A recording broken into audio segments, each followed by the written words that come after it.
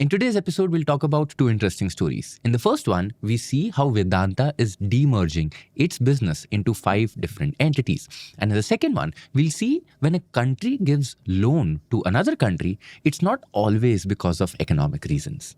Hello and welcome to the Daily Brief Show by Zerodha, where our aim is to cut through the noise and bring you the biggest news in the financial markets in a way that's one level deeper as compared to other news channels. I'm your host, Kashish Kapoor. Today is Wednesday, 13th of May.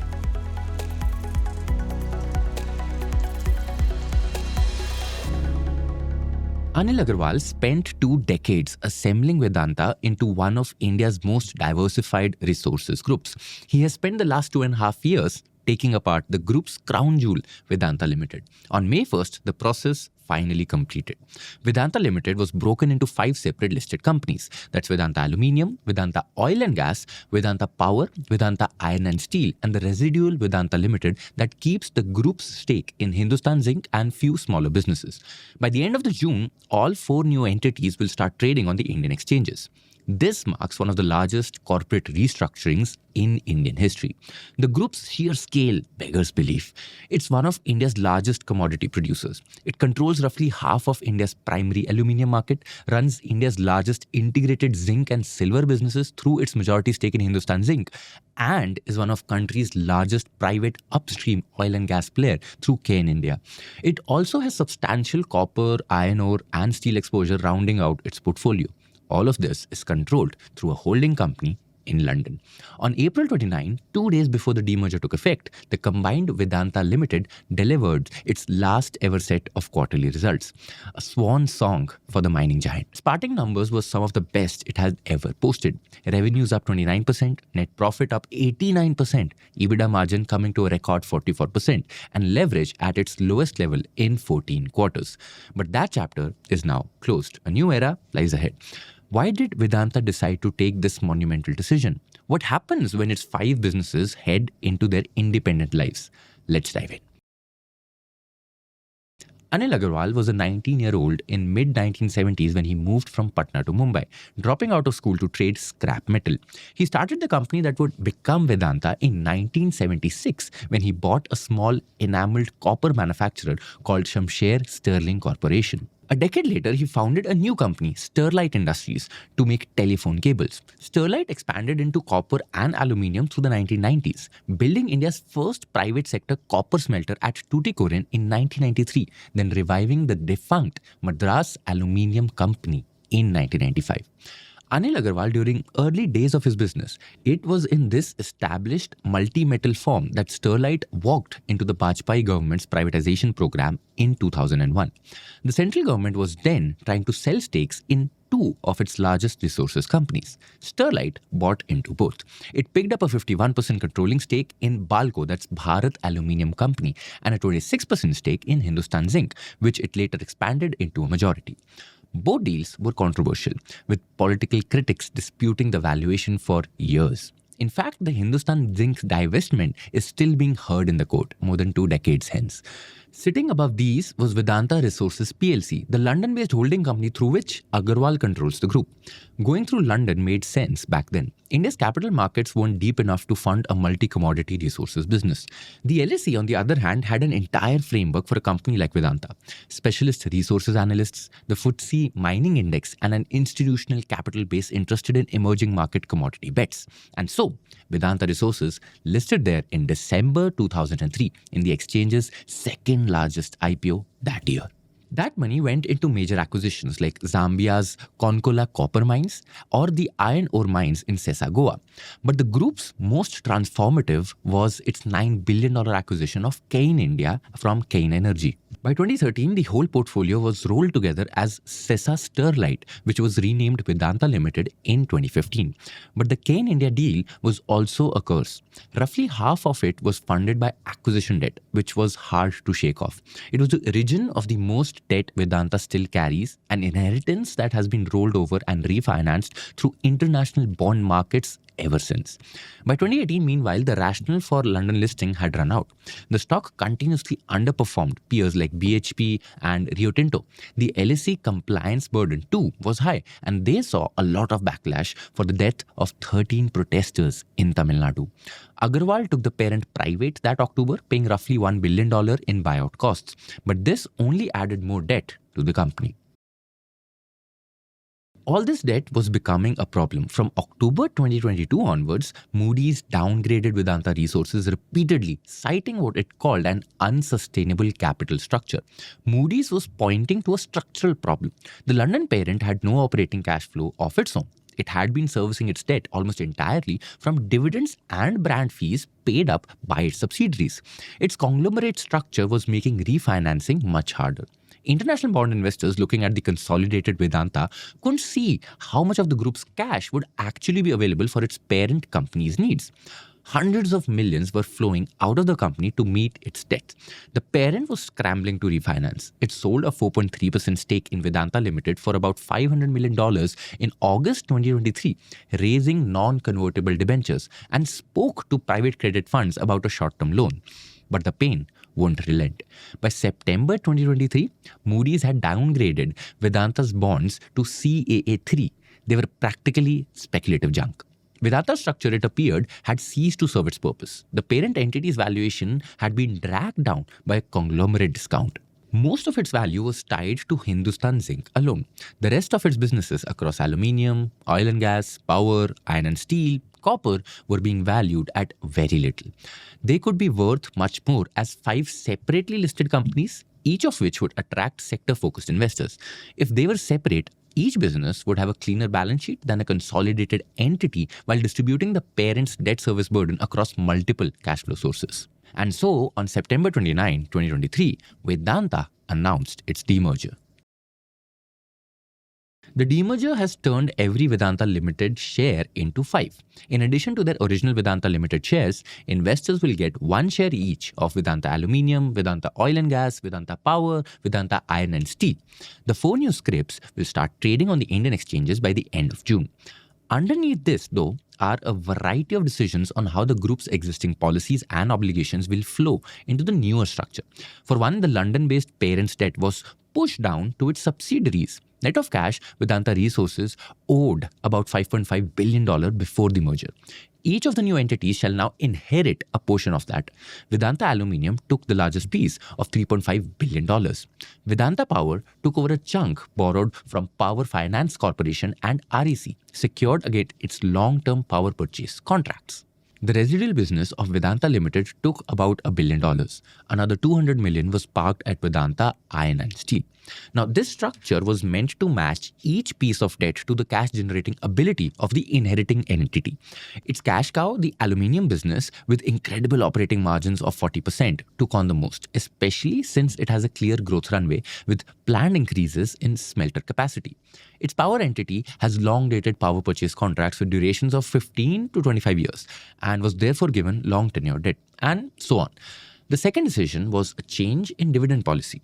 Consider this, Hindustan Zinc is by far the single largest cash generator in Vedanta, and it has long paid generous dividends to its shareholders. Vedanta Limited owns 61% of Hindustan Zinc, the Indian government another 28%, while the rest is public. When Hindustan Zinc paid a dividend, Vedanta Limited would get 3/5 of it. And what did Vedanta Limited do with that cash? Until now, it was heavily constrained. Under its current dividend policy, it had to pay out at least 30% of its attributable profits as dividends, while sending all of Hindustan Zinc's dividends to its own shareholders within 6 months. A lion's share of that would go to London-based parent. Under the new policy, Vedanta Limited's board will decide what to pay and when. It can hold its cash and deploy it more flexibly. The third decision was regarding the brand fee. Vedanta Resources' biggest assets perhaps is the Vedanta trademark.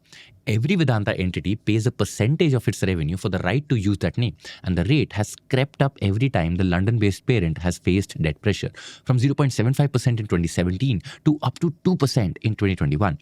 Under the new arrangement, it will increase further to roughly 3% for most entities except copper business, which shall pay 0.75% because of its thin margins. Now, that's an astounding amount of money. The group's revenue in FY26 was around 1.74 lakh crores. A 3% brand fee on that base produces around 5,200 crores. That covers Vedanta Resources' annual interest bill with room to spare. The new architecture effectively solves Vedanta Resources' problem from two directions. The parent's $4.8 billion debt has been broken into 5 pieces sitting on 5 different balance sheets. The cash flowing to the parent now arrives at a higher rate, cleaning up its remaining obligations. Hindustan Zinc's substantial dividend cash, which used to be upstream to all Vedanta Limited shareholders within 6 months, now stays at the residual entity, where the parent can draw on it through fees and management charges without pushing it to other shareholders. But as it enters this new era, what are the shape its operating businesses are taking? For that, let's look at the most recent results. This quarter, most of Vedanta's record cash flow came from 2 businesses. Its aluminium arm and Hindustan Zinc, the zinc and silver business in Rajasthan. These are the 2 big pillars that hold up Vedanta's tent. The operating profit from its aluminium business grew 43% for the year, crossing 25,000 crores with margins of 38%. This was the payoff from investments that had crushed the company's costs. There are 2 things you need to make aluminium in industrial quantities: electricity, which is generated from coal, and bauxite, the ore that is refined into the metal.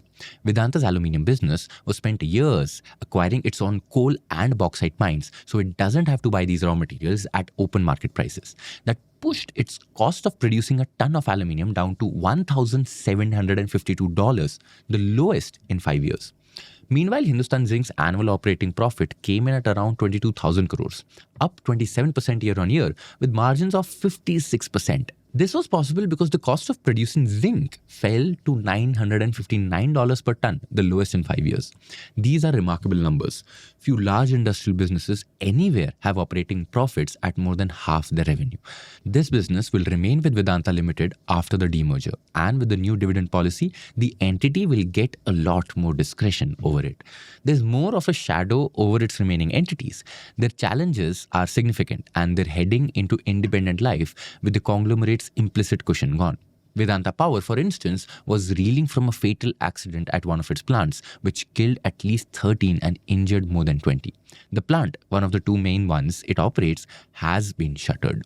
There's no clarity if it'll open anytime soon. Vedanta Oil and Gas has declining reserves. Vedanta Iron and Steel, meanwhile, has a smaller asset base than the market has yet to test. Next quarter, we will see the first earning calls of these 5 separate entities. It will be the first time each management faces a sector-specific analyst community without the conglomerate's averaging effect. We'll keenly watch how they survive the test. And now on to the next story for the day. In 2007, Sri Lanka wanted to build a port in the city of Hambantota. It asked India to help finance it, but we realized that the project was commercially unviable, so we said no. Then Sri Lanka asked the US. They also said no. After that, Colombo turned to China, which agreed to lend $307 million at 6.3% fixed interest rate. Now, this is a normal commercial rate at a time when Sri Lanka's own treasury bills were paying 12 to 14%. A decade later, the Hambantota Port would become world's most famous case of what commentators called the debt trap diplomacy. It's the idea that China deliberately lends money to poorer countries, knowing they cannot repay, then seizes their assets when they default. When one country sends money to another, the money is usually the smallest part of the deal. A sovereign loan is almost never just commerce, but it's almost never just a trap, as the Sri Lankan example might appear. It's a bundle of development objectives, export contracts, foreign policy positioning, and sometimes even monetary strategy, all of which move inside a single agreement. And that's what we'll be dissecting in this story. All of this hinges on a fundamental question. Why do states lend at all? There are many, but we'll tackle 4 of the most important ones. Now, the oldest motive is soft power. After World War II, for instance, the US ran the Marshall Plan partly to rebuild Europe and partly to keep it out of the Soviet sphere. The second motive is export promotion. Every economy that builds infrastructure needs buyers for what it builds. Cheap finance to foreign government conditional on the procurement of your own engineering and construction firms is one of the most effective ways to keep your exports busy. Then there's resource and logistics security. Take Angola, for example. After emerging from a deadly civil war in 2000s, Angola financed much of its reconstruction through Chinese loans collateralized against future oil exports. The repayment for the loans wasn't really fixed. It was a percentage of oil revenue that Angola would make from these reconstructed assets. That oil revenue would be routed through a Chinese-controlled bank account before the money ever reached Angola, and China would take its cut. By one estimate, Angola alone accounted for roughly 70% of China's resource-secured lending in Africa. And then finally, there's a macro-financial recycling angle, the boring but the largest motive of all. When an economy runs huge structural trade surpluses, what it accumulates has to be deployed somewhere. Ben Bernanke, the former chair of Federal Reserve, described this in 2005 as the global savings glut. China runs persistent trade surpluses through its exports, and the dollar it saves can't all sit in the US treasuries forever. So lending to developed countries is one way to recycle them productively. Accordingly, the financial instruments used for state-to-state lending also reflect the motives needed to be achieved. The simplest one is a grant. It's a no-strings-attached free money with no repayment terms, and it's usually given for humanitarian relief, public health, or governance. Most of India's bilateral assistance to Bhutan, for instance, is grant-based, as is much of what passes for foreign aid. Then there's concessional loan, or the Official Development Assistance Loan, or ODA. It is simply a loan that's almost generous enough to count as aid under international rules. The OECD's Development Assistance Committee defines ODA as government lending where at least 25% of the value is effectively a gift, usually delivered through below-market interest rates and very long tenures. It's these kind of loans that we will primarily be focusing on this story. For instance, the loans given by the Japanese International Corporation Agency to the Mumbai-Ahmedabad bullet train project at 0.1% interest over 50 years with 15-year grace period is a textbook ODA. It's partly a development gesture and partly a reminder of who India's most reliable infrastructure partner has been for 40 years.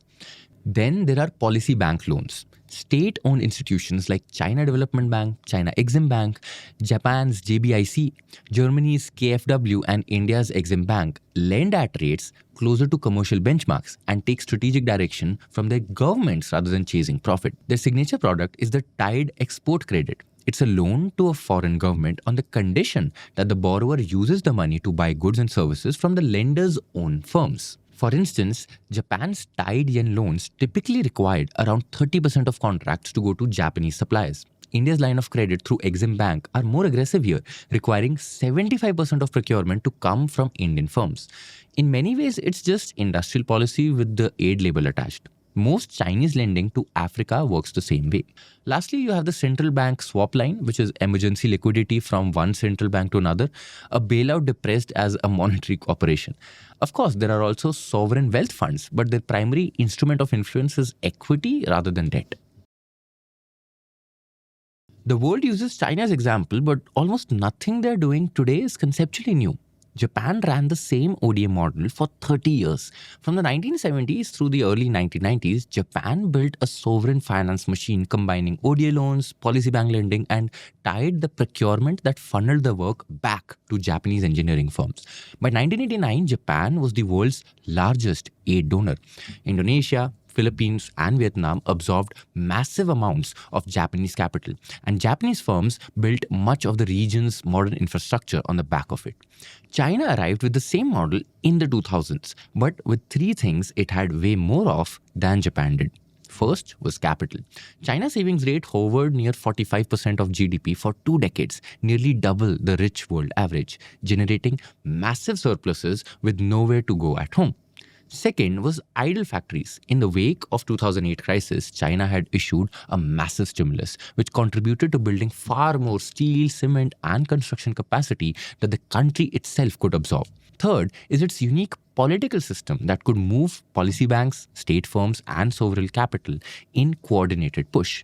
Chinese overseas lending peaked in 2016 at roughly $136 billion in commitments. It has been falling ever since.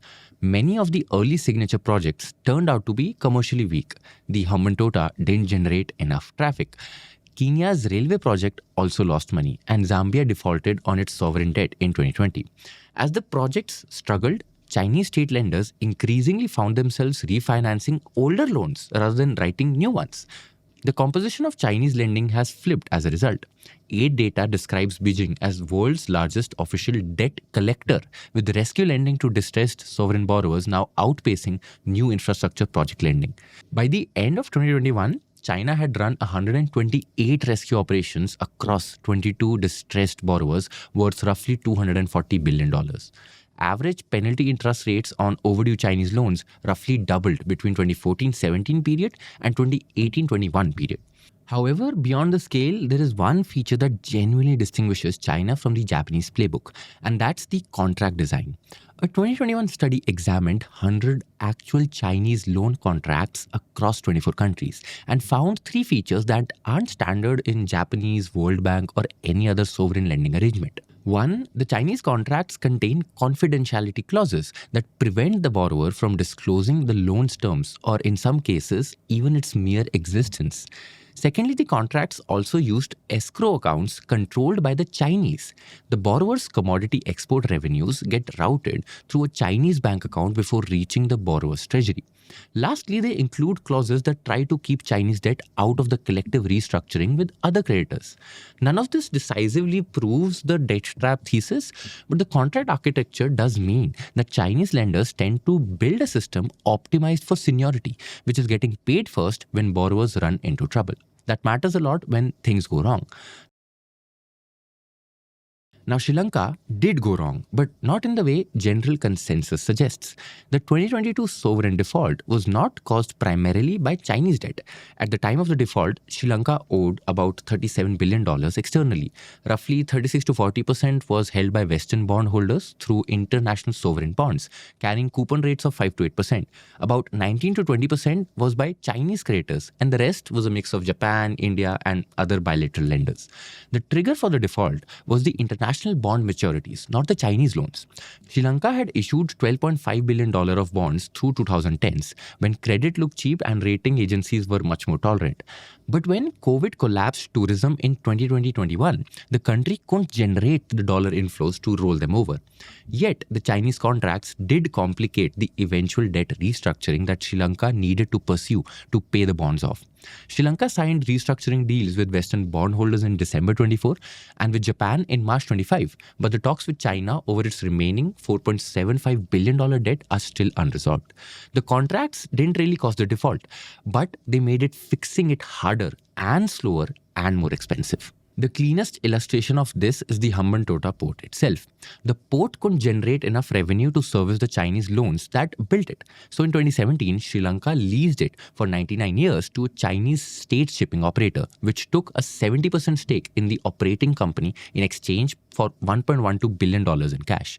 The port wasn't seized as a collateral or as a debt for equity swap though. The original Chinese loans for the ports are still on Sri Lanka's books today.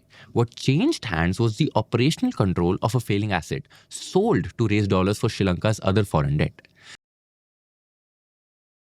Now, what matters now is what happens as these loans mature. China has roughly $1.5 trillion in outstanding sovereign lending across developing world, and a growing share of it is distressed. The shift from infrastructure lender to a debt collector isn't a choice Beijing made. It's a consequence of the lending binge of the 2010s catching up. But even as the old loans sour, they've already done something more durable. The tied procurement clauses embedded Chinese firms deep into the supply chains of these borrowing countries. Those contracts created relationships, dependencies, and maintenance cycles that outlast the original loan. Meanwhile, swap lines with over 40 central banks, loan repayments denominated in renminbi, and escrow accounts routed through Chinese banks have wired the yuan into the financial plumbing of dozens of countries. The yuan still accounts for a small share of global reserves, but in the countries that owe China the most, it's already embedded in the everyday machinery of government finance. The loans may not have all worked as investments, but as instruments of influence in a world that's already being forced to decide between great powers, they may have already paid off. And now on to the tidbits for the day. FMCG companies expect the new VBG Ramji Act replacing Manrega to support stronger and more stable rural consumption. The scheme guarantees 125 days of work versus 100 earlier and focuses more on rural infrastructure, which companies say could improve incomes and boost spending on daily use products. Next up, Eli Lilly has halted its obesity awareness campaign in India after regulators warned it could indirectly promote prescription drugs like Mounjaro. The company said that the campaign was meant to educate people about obesity, but the episode highlights growing scrutiny around marketing of weight loss medicines in India. And finally, the Indian Biogas Association has proposed 10% blending of organic manure with fertilizers by 2030, saying it could save India $2 billion in imports annually. The plan aims to improve soil health, reduce dependence on chemical fertilizers, and create a stronger market for biogas-linked organic inputs. And that's it for today. We'll see you in the next one. Disclaimer: this content is for informational purposes only. None of the stocks, brands, or products mentioned are recommendations or endorsements.